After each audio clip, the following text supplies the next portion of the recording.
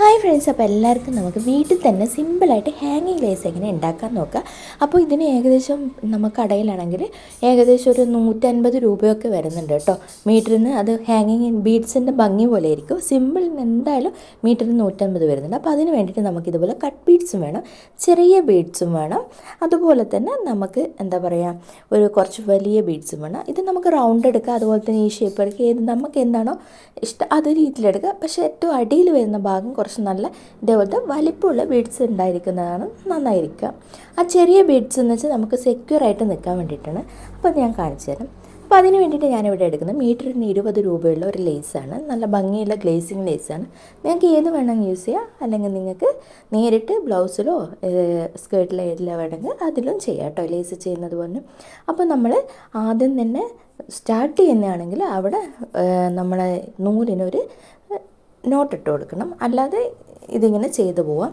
അപ്പോൾ നമുക്ക് എവിടെയൊക്കെയാണ് വേണ്ട, എത്ര ഡിസ്റ്റൻസിലാണ് വേണ്ട ആ ഡിസ്റ്റൻസിൽ നമ്മൾ സൂചി തന്നെ കുത്തി ഇങ്ങോട്ടേക്ക് എടുക്കുക. എന്നിട്ട് അതിൽ തന്നെ കുത്തിയതിന് ശേഷം നമ്മൾ ബീഡ്സ് കോർത്ത് കൊടുക്കുക. ആദ്യം കട്ട് ബീഡ്സ് 2 എണ്ണം ലെങ്ത്തിനനുസരിച്ച് കേട്ടോ. പിന്നെ ആ ഒരു ഏറ്റവും അടിയിൽ വലിയ പീസ് തന്നെ വരും. എന്നിട്ട് നമ്മൾ സെക്യൂർ ചെയ്യാൻ വേണ്ടിയിട്ട് ചെറിയ വെള്ള ബീഡ്സ് ഏത് കളറാണോ വേണ്ട ആ ബീഡ്സ് നമ്മൾ ചെയ്ത് കൊടുക്കുക. ഇതിപ്പോൾ ഞാൻ ലേസിന് കണക്കായിട്ട് മാച്ചായിട്ടാണ്, എൻ്റെ ബ്ലൗസിന് മാച്ചായിട്ടാണ് ചെയ്യുന്നത്, വെള്ള ബീഡ്സ് എടുത്തത്. അതാകുമ്പം മനസ്സിലാവില്ല. എന്നിട്ട് ആ വെള്ള ബീഡ്സ് ഒഴിവാക്കിയിട്ട് നേരെ തിരിച്ച് സൂചി മേളിലേക്ക് എടുക്കുക. ആ ബീഡ്സിലെ കൂടിയെല്ലാം മേളിലേക്ക് എടുക്കുക. ഇത്രയുള്ളൂ, വളരെ സിമ്പിളാണ്. അപ്പോൾ അവിടെ നന്നായിട്ടൊന്ന് ടൈറ്റാക്കി കൊടുക്കുക.